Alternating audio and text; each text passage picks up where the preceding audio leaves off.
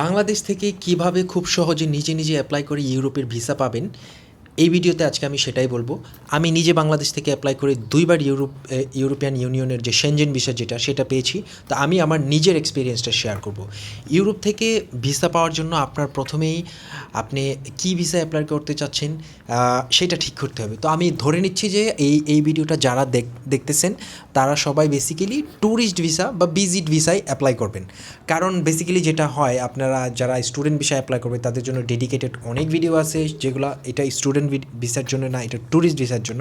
এটা যে কেউ অ্যাপ্লাই করতে পারবেন, আপনার ইনভাইটেশন থাকুক কিংবা না থাকুক।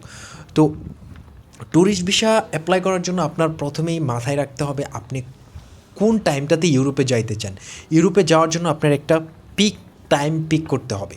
তো সবচেয়ে বেশি মানুষ ইউরোপের ভিসা পায় হচ্ছে ক্রিসমাসের সময়, 31স্টের সময়। তো তখন ট্রাভেল আইটিনারিটা এভাবে বানানো যায় যে আমি হচ্ছে ক্রিসমাস এনজয় করতে যাব, আমি হচ্ছে 31st নাইট সেলিব্রেট করতে যাব একটা নতুন দেশে।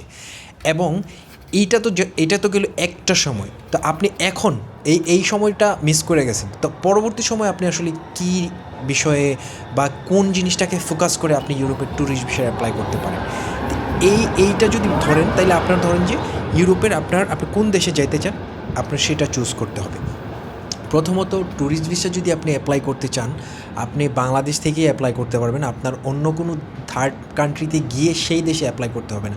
যেমন ধরেন যে আমি যেটাতে নিচে অ্যাপ্লাই করে ভিসা পাইছি, আমি চেক রিপাবলিক ঘুরতে যাওয়ার জন্য ভিসা পাইছি। চেক রিপাবলিকের জন্য বাংলাদেশে ফ্রান্স এম্বাসি ভিসা দেয়। তো ধরেন যে আপনি এস্তোনিয়াতে যাবেন, আপনি লিথুনিয়াতে যাবেন, লাটভিয়াতে যাবেন। তো এগুলো শর্ট এন্ট্রি ভিসা কিন্তু অন্য ইউরোপিয়ান এম্বাসি থেকে দেওয়া হয়। তারপর প্রথমে গুগল করে জেনে নিতে হবে যে Lithuanian visa for Bangladeshi, which embassy is responsible for Lithuanian visa, which embassy is responsible for Estonian visa in Bangladesh. এভাবে যদি আপনি হচ্ছে একটু গুগল করে জেনে নেন, তাইলে হচ্ছে আপনি পাওয়া যাবেন ইজিলি। তারপরে যেটা আসে মেইন যেই পার্টটা, যেটা আপনার ভিসা পাওয়ার ক্ষেত্রে অনেক বেশি হেল্পফুল হবে, সেইটা হচ্ছে যে আপনি ধরেন আপনি এস্তোনিয়াতে যাবেন। তা আপনি এস্তোনিয়ার একটা উৎসব বা কোনো বড় ফেস্টিভ্যাল, যা ওদের ন্যাশনাল ওয়াইড প্রত্যেক দেশেই কিন্তু এরকম ফেস্টিভ্যাল আছে।